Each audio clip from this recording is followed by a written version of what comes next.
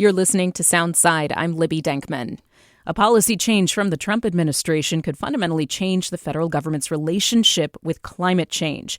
The proposal, expected to be announced today, would overturn the Environmental Protection Agency's endangerment finding, which in 2009 determined that greenhouse gases are harmful to people and the environment. It's the basis for emissions regulations on vehicles, power plants, and the oil and gas industry under the Clean Air Act. Washington has been at the vanguard of climate regulations. Last year, voters chose to keep our carbon auction system in place, and our attorney general is fighting to preserve plans to ban sales of most non-electric vehicles in Washington by 2030. So what could this EPA proposal mean for Washington's climate policies? And where does Washington state stand amid the flurry of deregulatory moves and cuts to green energy subsidies by the Trump administration? We called up the guy once dubbed the greenest governor in the country to take the temperature. Jay Inslee is the former governor of Washington state, and when I chatted with him just about an hour ago, he was on a Washington state ferry. Governor, welcome back to the show. Thanks for being here. Thanks for having me on a beautiful Washington day. Well, this EPA thing is just a proposal at this point by the Trump administration. There's got to be this public comment period, a rulemaking process to actually remove the endangerment finding. They're likely to face legal challenges on this. But what's your initial reaction to this proposal by the Trump administration? Well, this is the equivalent of Donald Trump saying, I'm issuing an executive order to declare that the earth is not round, it's actually flat, because I don't like wind turbines and solar power. And so I'm just going to declare the earth is flat, because the endangerment finding is a scientifically conclusive recognition of the health impacts of pollution. And that has been established for decades. And for him to ignore this is absolutely fraudulent. It is a deceit, and I think it is likely not to stand. Now, this sounds like a small thing, but the endangerment finding, it really endangers our health. We know pollution is hurting our health in Washington. It's hurting our children's lungs. We have increased asthma. It's hurting them when they breathe the forest fire smoke. It's hurting our economy in the continued droughts that we are having. It's hurting our fishing industry. It's hurting us. And so his trying to repeal the endangerment finding actually endangers the health of Washingtonians, and we should be outraged by it.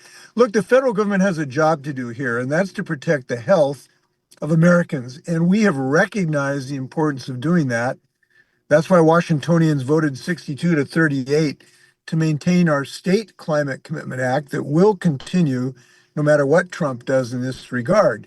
But we could use some help from the federal government. So this is a wholesale trying to ignore established science.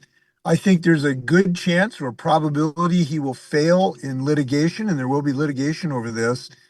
We deserve to have a president and an administration that protects the health of people rather than jeopardizes it. We don't have that right now. The New York Times got a hold of this draft proposal, which hasn't been released yet. They say that basically the argument is that the Obama administration had overstepped in 2009 with this endangerment finding.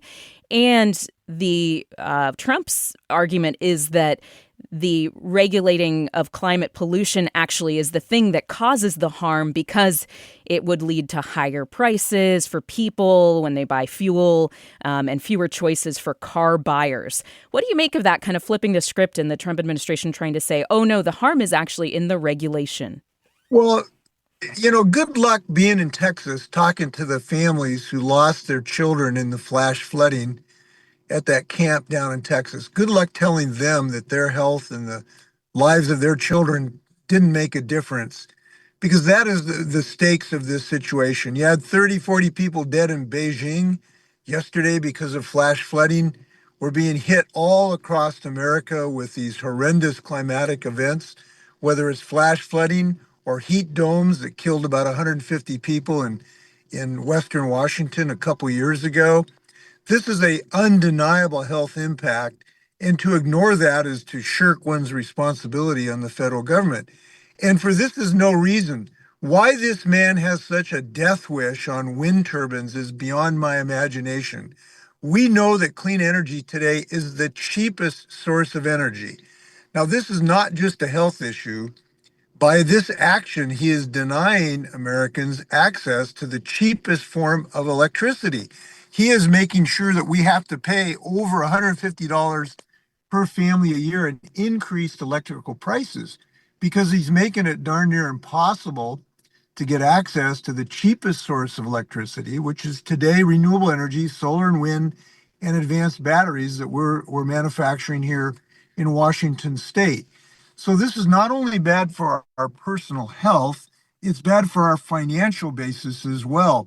The rule he's trying to repeal actually reduces transportation costs by about $6,000 by getting not have to buy so much gasoline over your lifetime. Electricity is a lot cheaper. So this is both a insult on our financial health and our physical health. And it's now hitting everywhere. Look, you can't go anywhere in Washington state where we're not getting hammered by climate change. I talked to a guy yesterday up in San Juan Islands who's an arborist, and he says, look, it's just so different right now. The plant seasons, our cedar trees now are in trouble because of the prolonged drought that we are having. It's hitting us right, left, and center.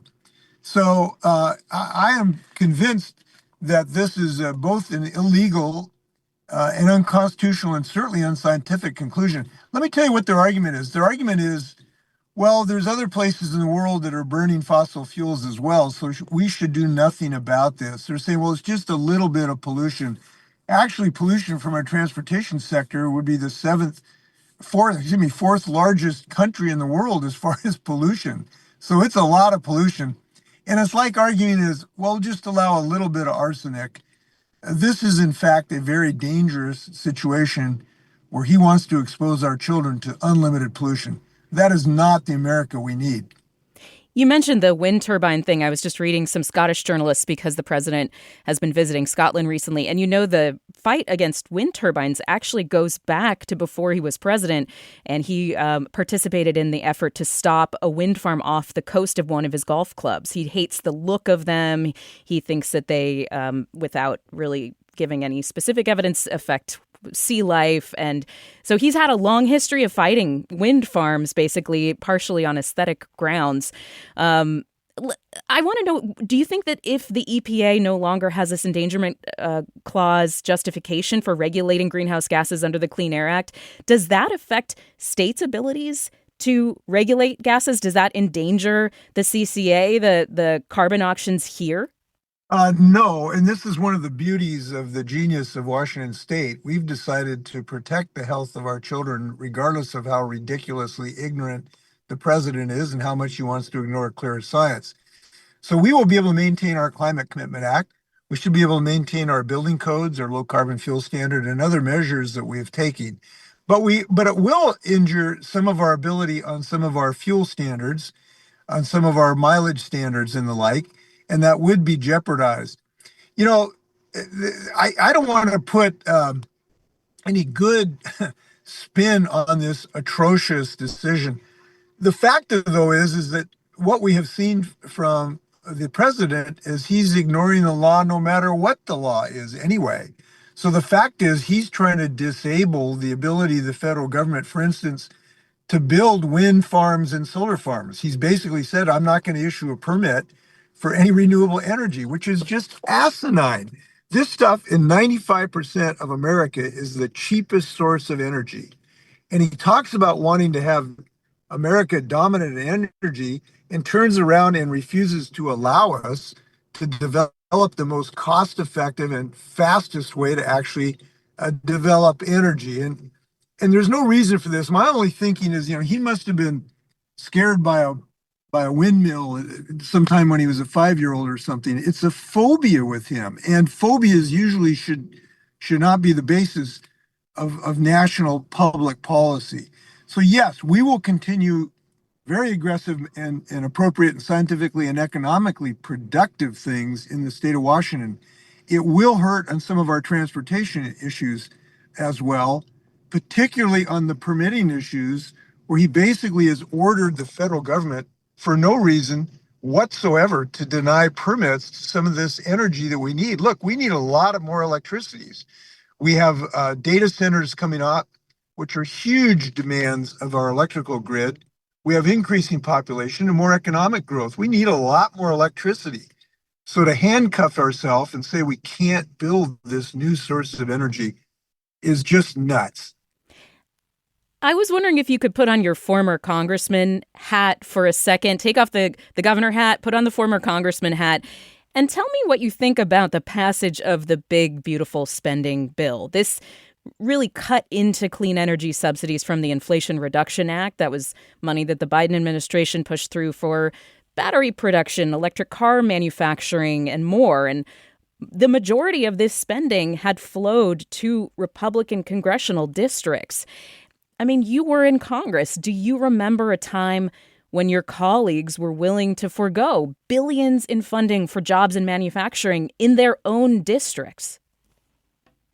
Well, there's a reason that almost no Republican in Congress right now is willing to have a town hall meeting.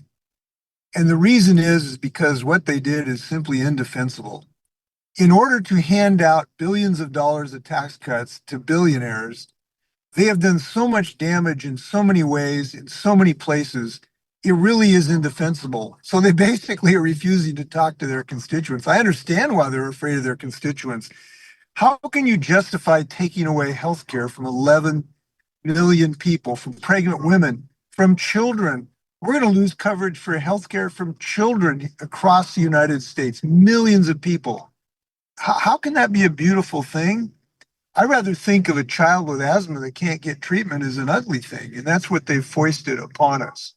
The job loss and the extra energy costs we're going to have because of this, because it's denying the ability of these clean energy companies to develop their developments. And these things are the cheapest sources of energy. It's estimated that this bill will cost several $100s of American families, because these companies that are the cheapest source of energy will no longer be able to develop their programs. Not all of them, but many of them. And why did they do this? Well, two reasons. One, they're slavishly devoted to tax cuts for their richest friends, number one.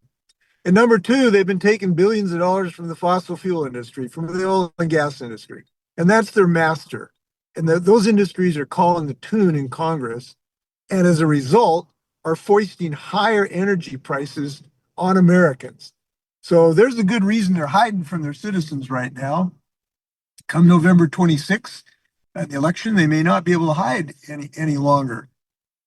So this is a ruinous bill, and I can't wait for November 2026 and get some people in there that don't want to give us higher energy prices. I wonder if it feels weird to be in alignment with Elon Musk on this, who, is threatening to start a third party or has already taken steps to do so. I haven't checked lately. After fighting on social media, trying to threaten Republicans who would vote for the bill, that he would primary them. He's posted on X that the big, beautiful bill is utterly insane and destructive. It gives handouts to industries of the past while severely damaging industries of the future. Probably not the guy that you expected recently to be in alignment with, but here you are, Governor. Well, anybody can be right once in a while, and he is right about this, because what this is doing is trying to lock in a source of energy that is more expensive and much dirtier and injurious to the health of our children. That's not a visionary thing for America. We do have, fortunately, and let me look on the bright side a moment. We got to leaven this conversation with some good news. The good news is that this is not going to stop the clean energy revolution. The reduced prices of solar and wind and electric vehicles and advanced battery and fusion energy, these things are coming down in cost so rapidly that this revolution is going to continue. It is almost unstoppable because of the economic forces associated with clean energy, because the technology is coming down. Look, it took us 40 years to build a terawatt of solar energy. Then it only took us 2 years to build the next terawatt. It's only going to take 1 year for the world to build the next terawatt of energy. So this is an unstoppable revolution. What this is doing, however, though, is slowing down the pace of that transition, which is unfortunate, and it's foisting higher costs on Americans as a result. But there's a lot of good news out there that we should focus on, but we need to accelerate it. Look, we're in a race. We're in a race against climate change, and anything that slows down our progress is really going backwards, and that's the direction Trump wants to go. So I'm trying to leaven this with a little good news out there. Look, we just celebrated. I went on the inaugural voyage of the Wenatchee, our electric hybrid boat. We're getting all electric ferry boats. We got two advanced battery companies in Grant County making advanced batteries, most advanced in the world. They can increase your range by 20% of your car. We're making sustainable jet fuel over in Moses Lake. There's so many good things going on in our state that there's something to celebrate here too. Just in our last couple minutes here, Governor, you wrote a piece for the Washington Post recently about 2026 and beyond, and about how Democrats could win young Trump voters. And you focused on this issue of climate and saying that Democrats could be focusing on that to appeal more to Gen Z voters. Why do you think that will work? I mean, I feel like the Biden administration tried to make the case on climate with the Inflation Reduction Act, but, other things superseded that. The inflation prices at the grocery store, for example. I mean, why do you think that climate issue for Gen Z will resonate in the future for Democrats? Well, I don't want to be too critical of other campaigns because, making decisions is always hard. But I do believe the campaign focused on, at least in retrospect, the wrong message. They focused on jobs, which was an accurate message because we're losing hundreds of thousands of jobs already from these, retarded development of these new companies. But a much more powerful message, particularly for younger voters, is an economic message involving cost.